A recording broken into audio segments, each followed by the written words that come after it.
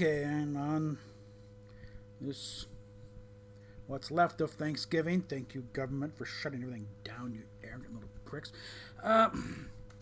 We are presented with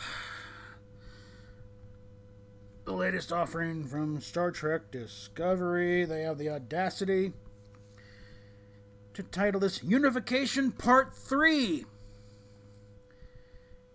Yeah, one of the little rules of, fiction writing or type thing is never refer to a better story than your own. And boy, did they do that here, because this one, oh my God. Okay. So, of course, we had a recur, where, they find out they got in a black box, and this was 3 weeks ago. Which means, going back to Mikey Little, disobeying direct orders, they could have waited a day or two. It had been 3 weeks. Nothing much would have changed. There was nothing there that required immediate thing. So your demotion's your own damn fault. But getting on with the story at hand, apparently Vulcan left the Federation. Although on the plus side, it's still there. So they didn't follow JJ. But boy, is it green and wet. And they have a moon. Again, in 1,000 years, I can accept the terraforming of them getting more oceans. But a moon, no. Sorry. What the fuck? And of course, they changed the name to Ni'Var for whatever reason. Never gone into. And supposedly, Vulcan is believed to have caused the burn. I thought it was a mystery. But somehow all things, they don't even keep track of their own stuff here. Oh, and now Tilly is the executive officer. I joked, yeah, she made it better for us, but the thing is, she's still an ensign. And there's more to it than being capable of just, like when, a lot of times when I'm doing job interviews, they'll ask, when I'm in a stressful situation. And I reference when I was working at McDonald's, and there was a shift change between the shift managers. And for some reason, there's a couple female, they're back in the office area giggling it up. Meanwhile, a bus shows up, and I essentially have to take over the floor for a while because we can't get the attention of the oncoming manager to come on and take things, so I'm having to run the thing for a while. And by the time she finally comes on, the bus is handled, and she's wondering why I'm upset. Now, yeah, that is my little toot my own horn thing, but that doesn't mean I was qualified at that moment to be a shift manager. Okay? So as I can handle a situation in a crisis, but I mean I know other things about being a shift manager. There's a lot more to it than just being tag, you're it.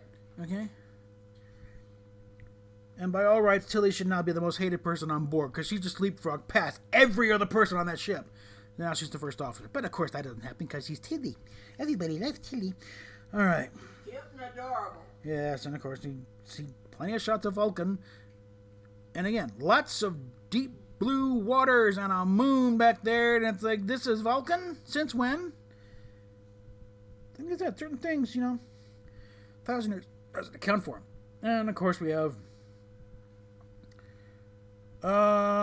they meet with the Vulcan president, and they're supposedly, they don't want to talk, but Mikey invokes some little-known little challenge thing that's connected with the Vulcan Science Academy. It's like, okay, since when does an academic conference about exchanging information suddenly resemble the marriage ceremony of Kunat Kalafi? Okay? No, everything doesn't have to be some kind of martial challenge. But also, the head of the chairman of this little council, who I'm dubbing Fresh Prince of Ni'Var, because you got that kind of little bitty Will Smith ear pointing out. Apparently, this guy, and by derivation, the writers don't know the difference between logic and obstinance. There's a very logical explanation for why Vulcan should open up the information that they require to disprove that Vulcan caused the burn. Why would Vulcan want to take the shoulder of the burn and take responsibility for destroying the Federation? What logical reason is there in that for them maintaining that? If there is possibility that there is information to indicate otherwise, they should leap at it. But no, somehow it's like, no, we never mind. That's it. And just that's not logic.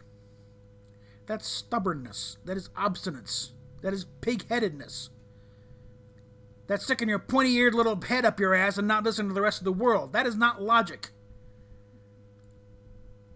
I took logic in college. I did very well in it, okay?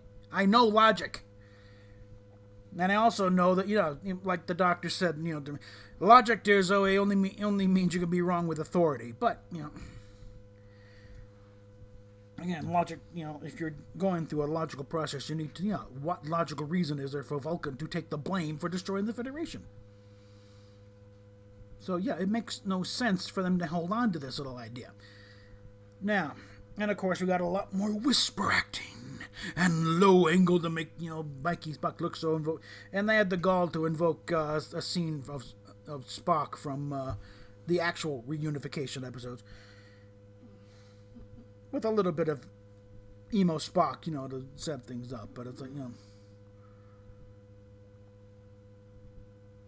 But when they get, and of course, Spock's mother shows up. Fine, yeah, she had to show up somewhere, but she turns out into one of these idiotic, ultimate, absolute candor Romulan nuns.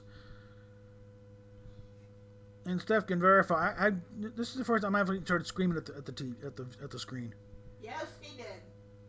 Up to that, this is the first time I've ever actually openly. What the hell is going on? I can see why this is pretty much broken my Rebel Maya Burnett. And it's but the whole thing about just, the way the whole hearing went, it's like, what the hell just happened here?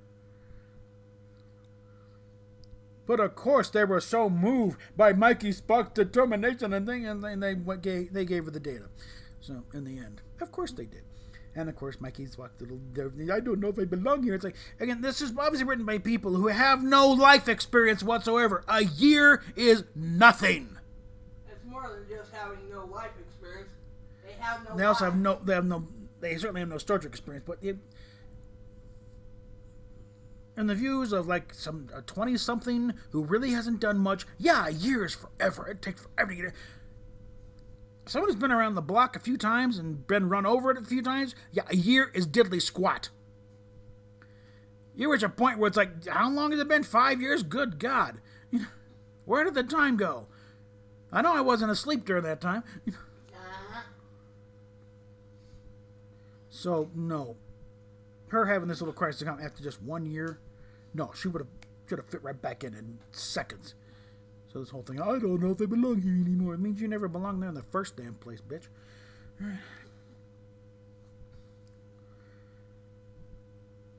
But, yeah, it's... And, of course, at some point, Mikey almost starts another civil war right there on Vulcan when the Romulans are... Well, also, remember that there shouldn't be Vulcans and Romulans anymore. These people have been on the same planet for centuries now.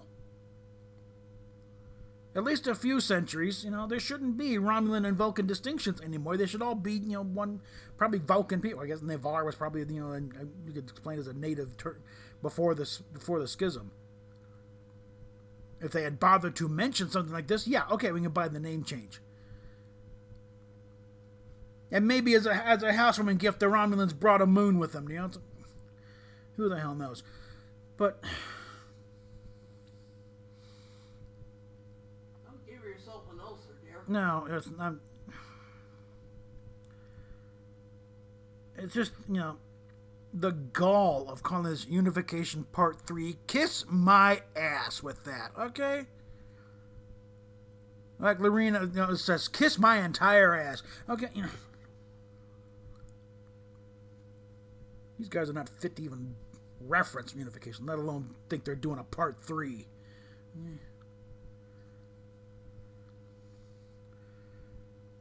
I mean, I guess one part is, they kind of imply that, no, the Spock in this universe didn't go forward, didn't go into the whole thing to form, the Kelvin universe. So it's like, we got a third timeline entirely, I think. I don't know. It's weird. And, of course, next week, it's on more Pew Pew and whatever, so. But, yeah, this one, oh, God. Suck wind. Yeah, you think going 900 years we'll be free again, and no, 900 years later you're still doing a character assassination on Spock. Okay, Yeah. so no. Like I said, the only reason I'm continuing to watch this is for you guys and to document the train wreck. Okay, because at Star Trek this is still very sorely lacking. So The only good thing about this episode was that cat. and all they did was sit there and purr. Yeah. And at least Tilly was asking around. It's okay if I take that. Well, they gave her some weird answers for a while there. But at least they addressed the obvious issue of a ensign becoming first officer on this ship. It's like, no. I think supposedly she's going to be promoted to lieutenant junior grade. That's still too damn low to be XO on a major ship. Detmer, I think, had more claim to be the XO. I mean, she was on the Shinzo too with Saru. The only reason I wouldn't put her in charge because she's got some issues. Okay, she's got to do a little more counseling first. PTSD. Yeah, a little PTSD here.